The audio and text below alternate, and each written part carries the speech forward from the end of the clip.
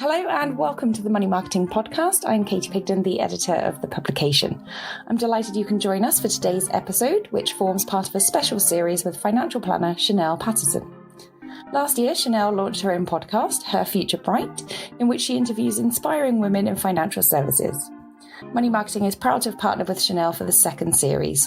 Each week, Chanelle will be finding out about her guests' careers, their achievements, and how they are bringing the profession forward. As Money Marketing strapline proudly states, financial advice matters. We want to show the world of advice can be a fulfilling career choice. For any aspiring planners and advisors listening, we hope this series helps you make the leap. And if you're looking for more information, visit our Financial Advisor to Be resource on the Money Marketing website. Now it's over to you, Chanelle.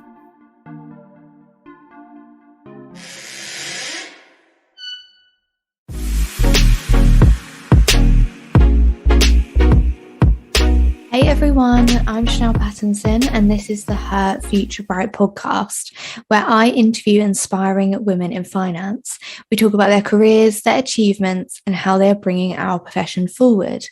On today's show, we have Samantha Bickford.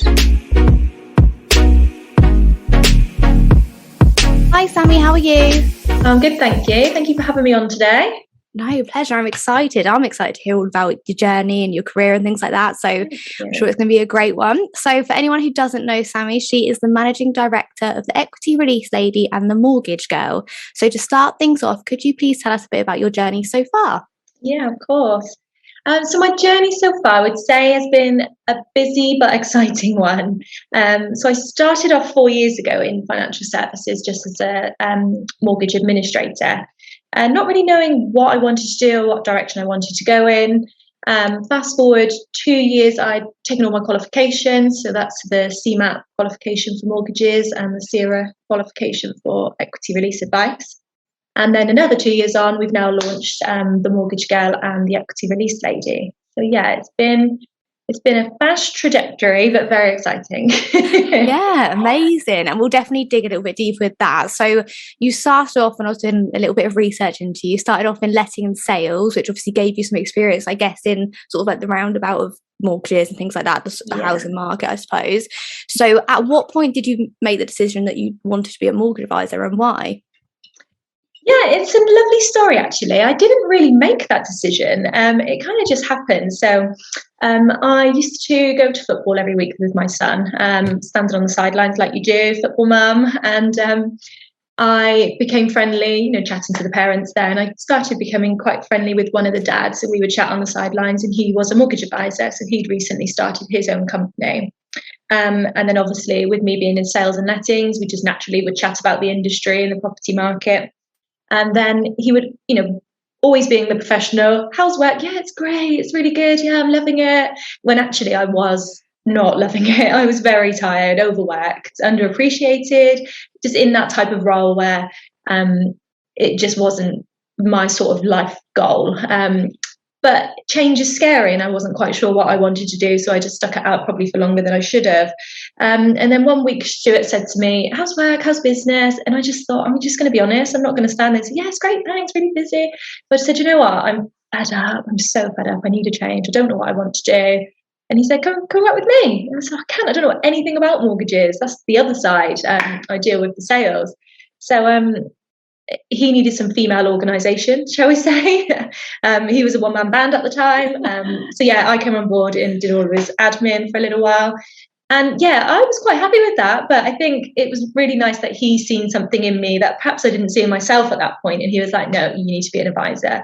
You'll be really good at it. And he encouraged and supported me right through the years to get me to where I am today, I would say, yeah. Oh, amazing. I love stories like that. Yeah. It is a really nice one. Started on a football pitch. Yeah, no, amazing. And so then tell us a bit more about launching the Mortgage Girl and sort of what made you do it. And also, how was it? Because like you said, going from sort of lettings and sales to mortgages was scary in itself. So actually launching a business, that's a whole nother ballgame. Yeah, absolutely. I think when you're passionate about something, it makes it less scary. When I became a mortgage advisor, I was a first-time buyer myself. So I understood what they go through. I was going through it at the time.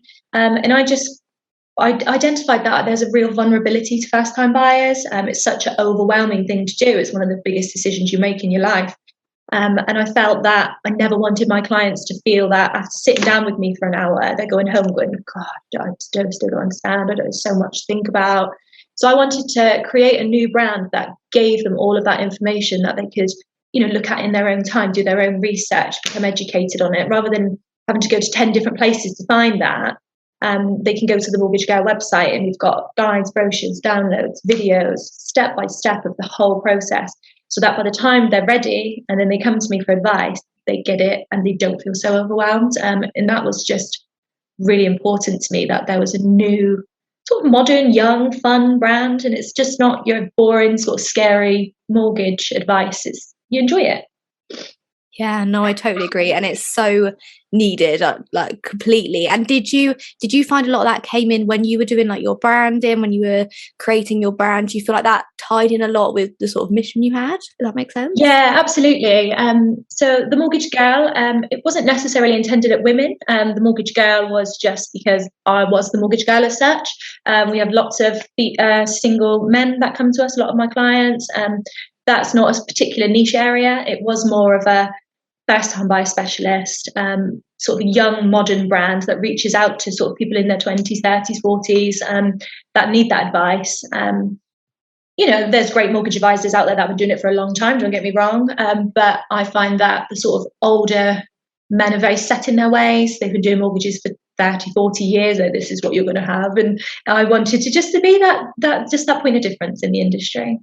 Yeah, no, I completely relate to that. I completely understand. We see it in like the financial advisor side of things. Like, there definitely is an older generation that are, like you said, amazing at what they do, but often are quite set in their ways. And I think a fresh brand and a fresh way of looking at things is so needed. And there's a huge market for it. So Absolutely. what was it like when you actually launched the business? How was that? Was it scary? How did you feel? How did you prepare for it? All those sorts of things.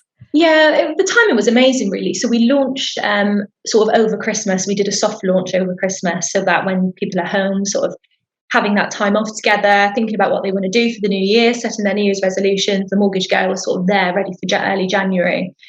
So yeah, it was scary, but it was really, really well received, and it was nice to hear from people, like you said yourself, this is so needed. This is exactly what we need. When I was speaking to first-time buyers, why wasn't this around last year when I was buying? That's exactly what I needed. So yeah, it was really nice that it was well received.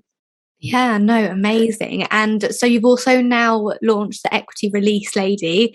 I love that. It's such a great name. So tell us a bit more about how this came about, and if it was different launching a second business. And also, I feel like equity release, like, I don't even hear about it much in the industry. So I feel like surely it can't be talked about much outside the industry. So yeah, just tell us a bit more about that. Yeah, absolutely. I mean, equity release is a booming industry, which I think more and more people are hearing about. But like you said, the main things you hear about with equity release is the old historic issues that it had, and it wasn't great. But it is now. It's very flexible, and it is a new product. And we want to make people aware of the changes and how it can be a positive part of your financial planning in later life. Launching the second business, the Equity Release Lady, was a lot better, actually, mainly because we'd learned a lot of things, and we'd learned what to do, how to do it, and how to do it right. But also we did it a little bit different. So with the Mortgage Girl, we launched the business. We thought we did things our way. We did what we thought was the right thing to do, like anyone launching a business was. Whereas this second time around with the Equity Release Lady, we reached out to key professionals in the industry, so the main lenders, the business development managers. We said to them, look, this is what we want to do. Can you help us with it? What would you do? You will launch an equity release business. You speak to advisors every day, that the BDMs that travel around. What do they need? You see clients, what do they need? And we reached out and we did a lot of sort of market research about what's missing in the industry and how we can fill that gap. So it was really nice that a lot of the people in the industry knew this business was coming before it was launched, rather than with the Mortgage Girl, it sort of appeared overnight. With the Equity Release Lady, a lot of time and research went into that, and a lot of feedback was taken on board. We kind of had if Carlsberg did an equity release company, what would it look like? So yeah, that's the Equity Release Lady. And the reason we did it is equity release clients are almost first-time buyers. It's the first time releasing equity from their property, taking on a lifetime mortgage. It's new. Again, it can be overwhelming. There's a lot of products out there that have different criteria that they need to understand. So we felt like they're also vulnerable and they also needed much advice as possible. So again, we wanted to be that point of difference in the industry that provided that sort of service to the clients that need it. Yeah, that's so interesting. So how did you find doing that market research? Because I feel like I wouldn't even know where to start asking those people. Was it quite easy to do? Were people happy to sort of like answer your questions? Because that's absolutely. Yeah, absolutely. So we have really good key sort of contacts in the industry, and we actually have a sister company, or a brother company, I suppose, called Ocean Mortgages and Ocean Equity Release. So that's where I started with Stuart. With Ocean Mortgages. We then launched Ocean Equity Release a couple of years later, and then the Equity Release lady came off the back of that when we identified a niche in the market for women. So we already had a lot of key contacts in the industry, really good professional relationships that we've built over the years. More than happy for them to, they were more than happy to give us any feedback that they could and help in any way.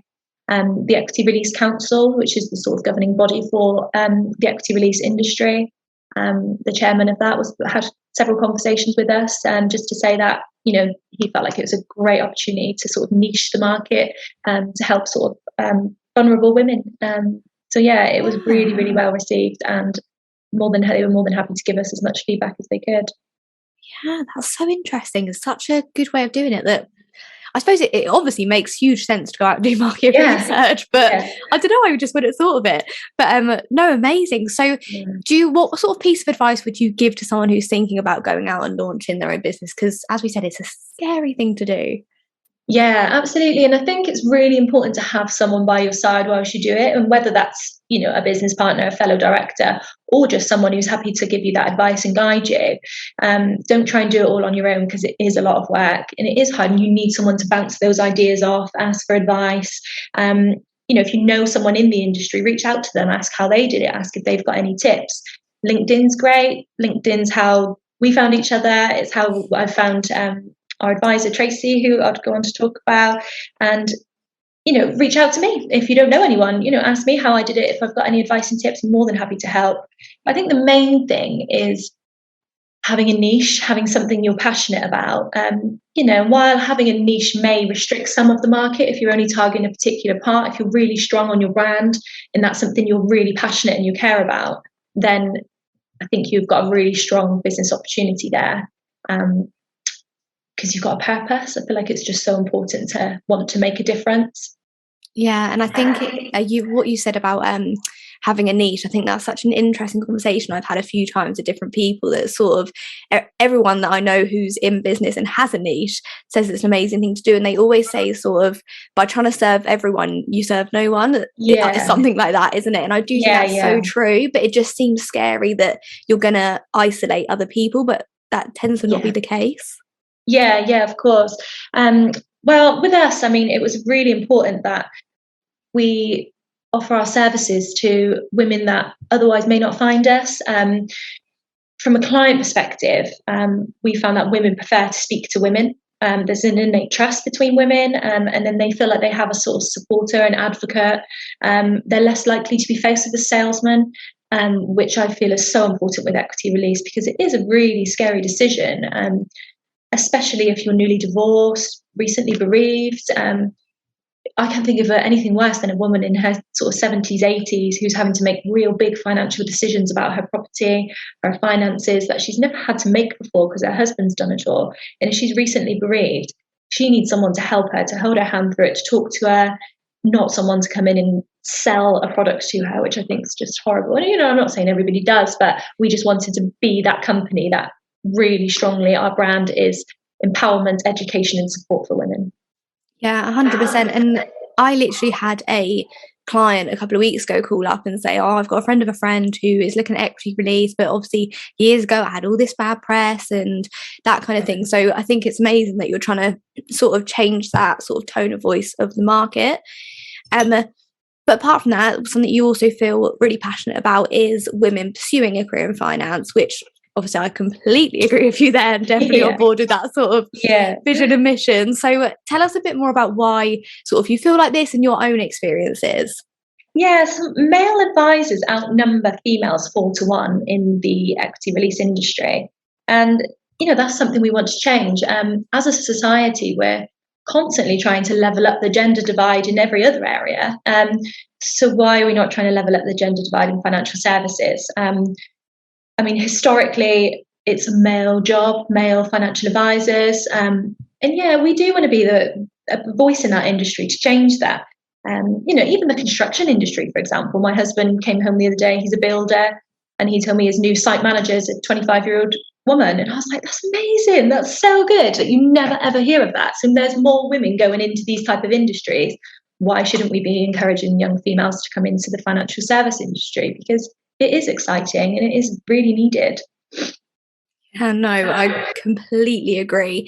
And you also, I read when I was doing my research that you have an ambition to raise the number of women who give advice on later life mortgages to 50%. So you're recruiting women to set up their own later life mortgage advice firms using the Equity Release Lady brand, which is amazing. They'll receive training, business development, compliance and marketing, which again is amazing. So how do you sort of hope this will change the equity release market in the future? Yeah, absolutely. So obviously to make the sort of gender divide 50-50 is not something I can do by myself as much as I would love to. That's a lot of work. So to do that, we need advisors. And then, so our sort of goal and our ambitions is to have an equity release lady in every county across the country. And they can look after clients in their area.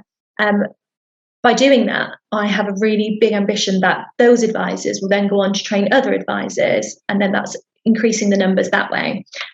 Really, really proud that we've recently taken on our new equity release lady and mortgage girl, Tracy, and she lives in Kent, so she's our first advisor.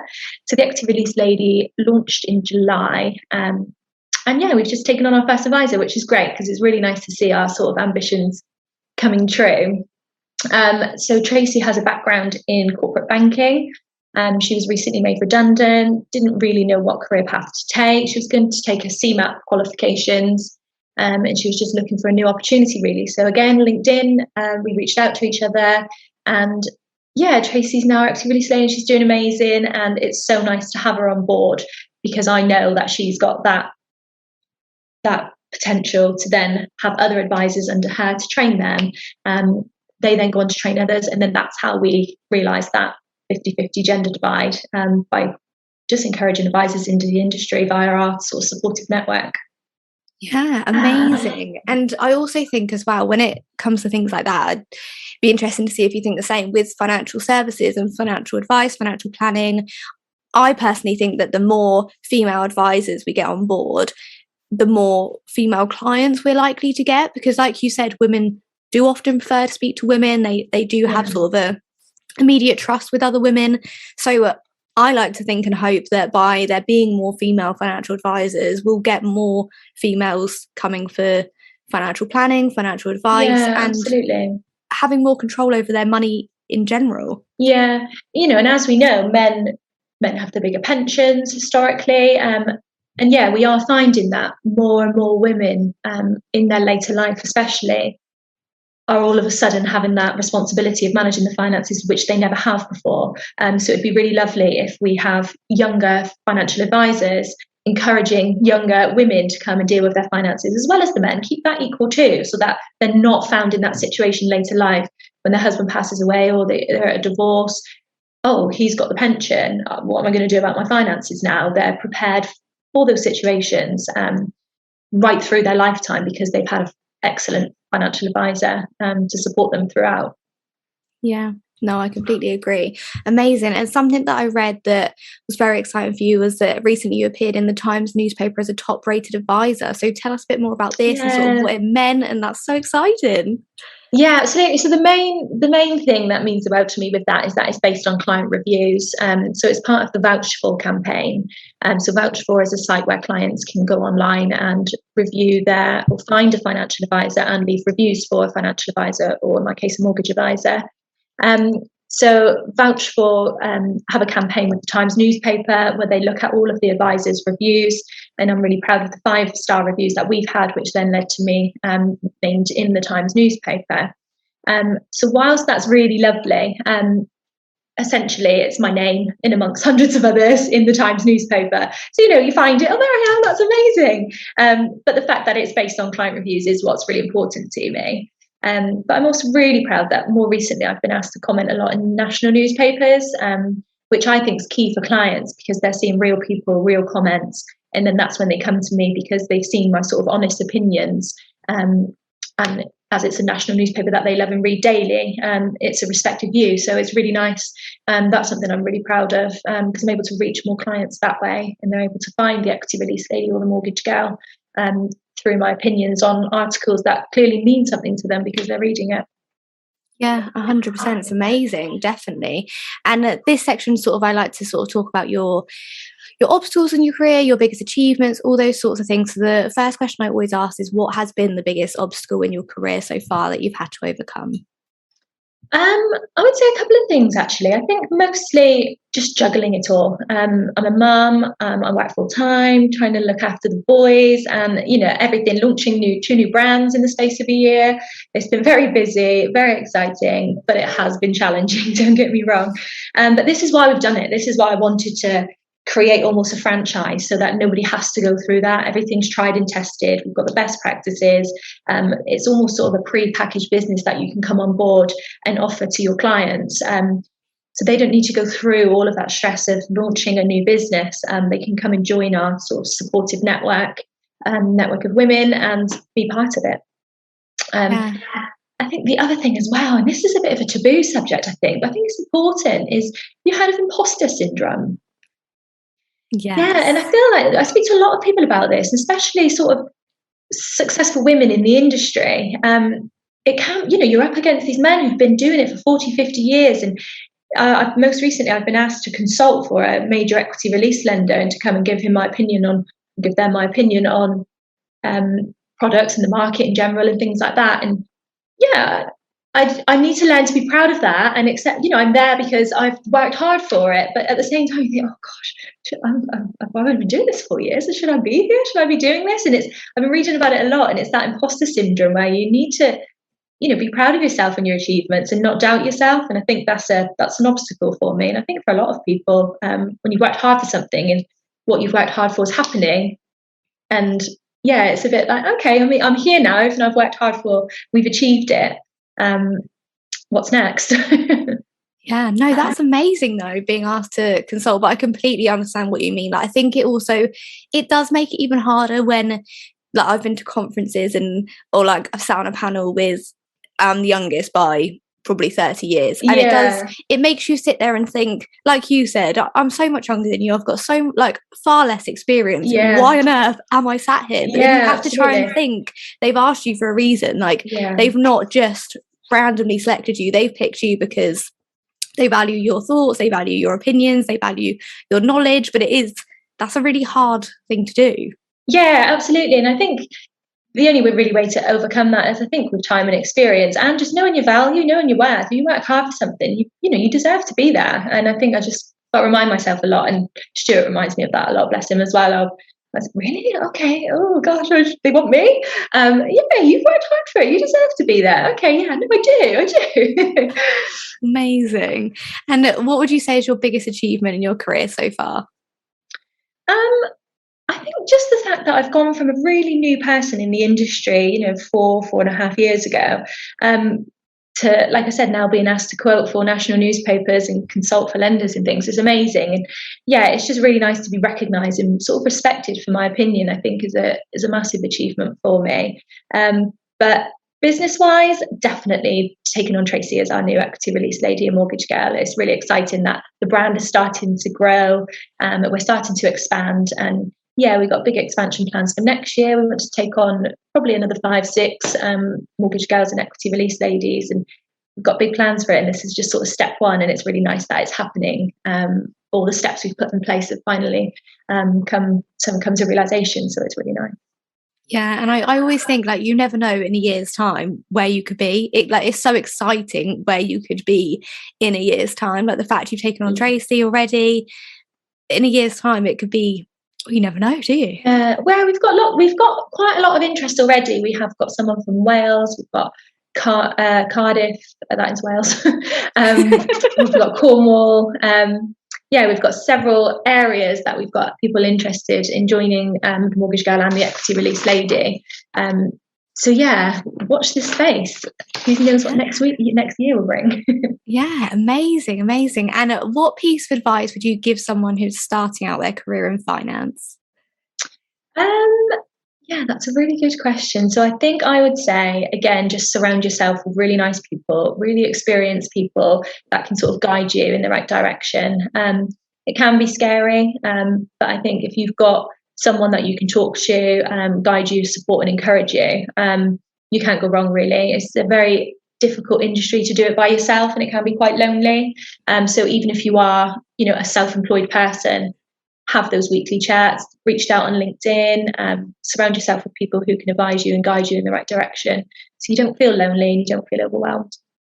Yeah, no, amazing advice. It's definitely important to have those people and go out and find them as well and reach out to people and just message random people, because I think you're always surprised who replies. Yeah, absolutely, and especially with the equity release industry, that's something I've been really amazed and impressed by, how collaborative it is.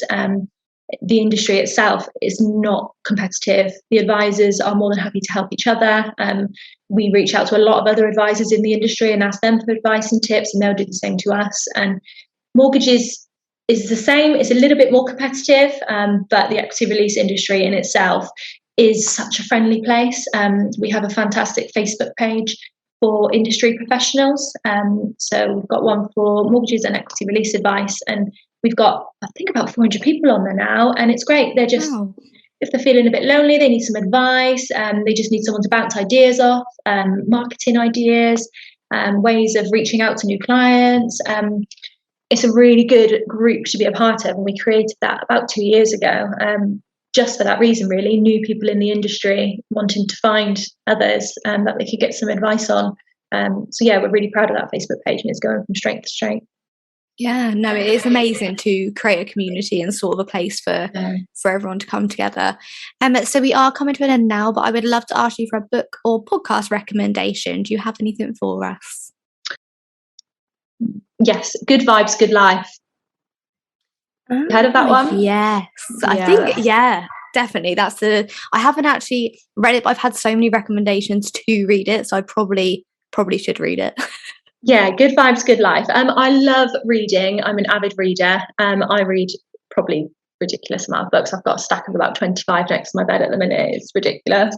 I probably read a good couple of books a week. But Good Vibes, Good Life is sort of a real self-love, self-help book. And it's really nice. It's not the type of book I usually read. My friend recommended it to me back along, and I did really, really enjoy it. So it's just about just seeing things differently and having more confidence in yourself, which can't go wrong with. Yeah, 100%. Amazing. So Sammy, where can our listeners find and connect with you? Yeah, you can find me at the Mortgage Girl on Facebook and the Equity Release Lady page on Facebook. Also, we have Instagram and LinkedIn. So I think my name's Samantha Bickford on LinkedIn. And you can find me there. Please connect, reach out. Happy to chat with anyone. If anyone needs any advice, if you're new to the industry, or you want to know about potentially joining a network, we'd be happy to have those conversations with you. Amazing. And I will add all the links below as well, so everyone can find it easily. But thank you so much for coming on. You are an amazing guest. Thank you for having me. Thank you so much for listening. If you enjoyed the episode, please do subscribe, rate and review, and we will see you next week.